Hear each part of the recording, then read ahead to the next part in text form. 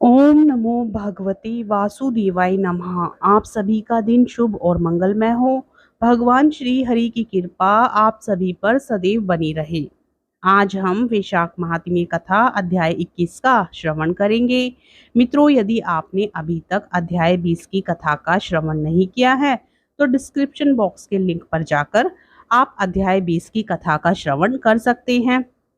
मित्रों, आपसे अनुरोध है कि वीडियो को लाइक करके चैनल को जरूर सब्सक्राइब कर लें ताकि इस प्रकार की पुण्यमयी कथाओं का श्रवण आप रोजाना कर सकें। अब सुनिए आगे की कथा। बोलिए श्री हरि विष्णु भगवान की जय। आगे की कथा में श्रुतदेव जी कहने लगे कि शंख मुनि और व्याध दोनों बड़े विस्मित हुए। तब शंख मुनि ने पूछा, तुम कौन हो और तुम्हारी दशा ऐसी कैसी हो गई? हे सौम्य, किस कर्म से तेरी ऐसी शुभ बुद्धि हो गई और अकस्मात तेरी मुक्ति कैसे हो गई? यह सब हमें बताओ। शंख मुनि के इस प्रकार पूछने पर वह दंडवत पृथ्वी पर गिर सिर झुकाकर हाथ जोड़कर कहने लगा, मैं प्रयागराज का निवासी कुसिद मुनि का पुत्र, ब्राह्मण रूप यौवन विद्या में बढ़ा चढ़ा, बहुत बोलने वाला, धनवान तथा सदा मद से गर्वित रहता था। मेरा नाम रोचन था। आसन, शयन, निद्रा, लोकाचार्य, ब्याज लेना, यही मेरा व्यापार था। मेरी किसी पर श्रद्धा नहीं थी। इस तरह से मेरा बहुत सा समय नष्ट हो गया। वैशाख के महीने में जयंत नाम के ब्राह्मण भगवान के प्यारे वैशाख मास के धर्म की कथा सुनाया करते थे, जहाँ चारों वर्ण के हजारों स्त्री पुरुष प्रातःकाल स्नान व मधुसूदन भगवान का पूजन कर कथा सुनते थे। मैं उस सभा में पगड़ी पहन पान चबा वहां का कौतुक देखने को जाता था। वहां जाकर कभी हंसी कभी निंदा करता। ऐसी लोक बातों से सब श्रोताओं का मन चलायमान हो जाता। उसी दोष के कारण मेरी बुद्धि नष्ट हो गई, आयु क्षीण हो गई और 14 मनवंतर तक भयंकर नरक में रहा और 84 लाख योनि भोग कर अब मैं इस विशाल वृक्ष की ठोटर में महाक्रूर सर्प की योनि पा निवास कर रहा था।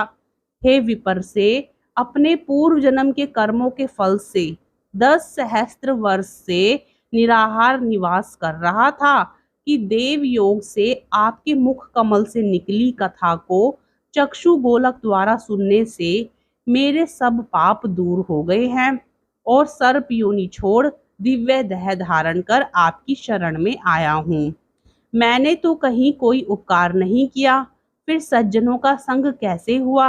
अब आप मेरे ऊपर अनुग्रह करो, जिससे धर्म में मेरी बुद्धि हो, सुंदर गति मिले और सच्चरित्र साधु महात्माओं की संगति मिले, विष्णु भगवान में प्रीति हो और उनको कभी ना भूलूं। इस प्रकार अनेकों स्तुति कर हाथ जोड़ सिर झुका वह मुनीश्वर के आगे चुपचाप खड़ा रहा।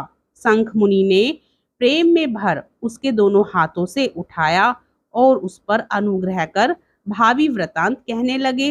हे द्विज, वैशाख मास और विष्णु भगवान का महात्म्य श्रवण करने से तेरे सब पाप नष्ट हो गए हैं। तू क्रम से अतिवाहक लोकों को जाकर फिर दशान देश में ब्राह्मण के घर जन्म लेगा और वेद शर्मा नाम से प्रसिद्ध होकर सब विद्याओं में विशारद होगा। प्रत्येक जन्म में तेरी अत्यंत जाति स्मृति होगी। निर्द्वंद, निष्प्रह, गुरु भक्त और जितेंद्रिय होकर उस जन्म में तू सदा विष्णु भगवान की कथा में तत्पर रहेगा और वैशाख मास विषय के अपधर्म करेगा। अब तू सिद्धि प्राप्त कर संपूर्ण बंधनों से छूट परम धाम को प्राप्त होगा। ऐसा कहकर मुनीश्वर चुप हो गए। तब व्याध को देख वह पुरुष मुनीश्वर से कहने लगा, आपने मेरे ऊपर बड़ा अनुग्रह किया, जिससे मेरी दुष्ट योनि जाती रही और उत्तम गति मिली। ऐसा कहकर वह परिक्रमा दे आज्ञा ले स्वर्ग लोक को गया। हे राजन, तब संध्या को जाने पर शंख मुनि ने व्याध को संतुष्ट हो सायंकाल की संध्या कर विष्णु भगवान के अनेक अवतारों की कथा रात्रि के शेष भाग को व्यतीत कर ब्रह्म मुहूर्त में नित्य कर्मों से निश्चित हो प्रसन्न मन से व्याध को बुला उसके सिर पर प्रोक्षण कर राम ये 2 अक्षर का मंत्र जाप करने और मरण पर्यंत इन्हीं धर्मों के करने का उपदेश दिया और कहा कि इससे तेरा जन्म वाल्मीकि ऋषि के कुल में होगा और तू वाल्मीकि के नाम से इस लोक में प्रसिद्ध होगा। व्याध को इस प्रकार समझा बुझाकर शंख मुनि दक्षिण दिशा की ओर चले गए। व्याध भी थोड़ी दूर तक, जब तक नेत्रों से ओझल ना हुए, उनके पीछे गया और शंख मुनि को देखता रहा। फिर हृदय में उन्हीं का ध्यान करता हुआ, वैशाख मास धर्मों को करता हुआ व्याध का जन्म पूर्ण कर वाल्मीकि ऋषि के घर में जन्म लिया। एक सरोवर के किनारे कृणु नाम की मुनि दुस्तर तप करते थे, जिनके शरीर पर बहुत काल में सर्प की बांबी बन गई थी। इसी हेतु से उन्हें वाल्मीकि ऋषि भी कहने लगे।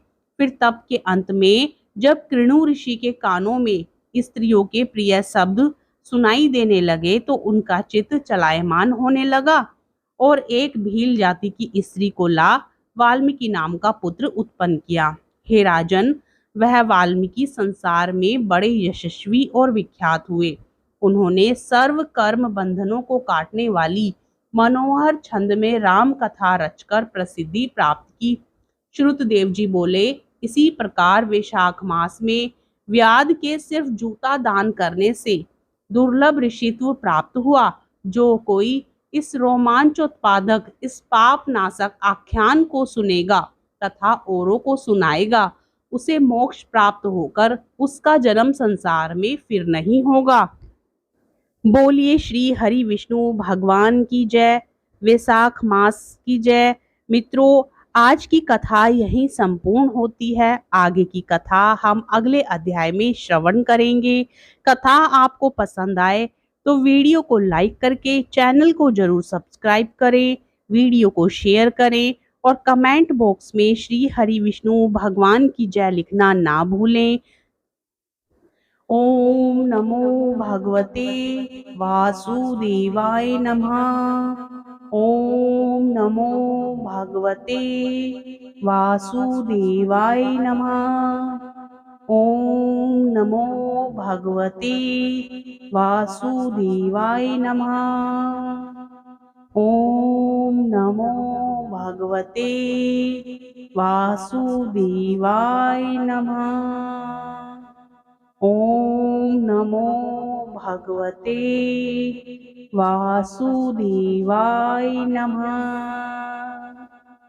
ओम नमो भगवते वासुदेवाय नमः।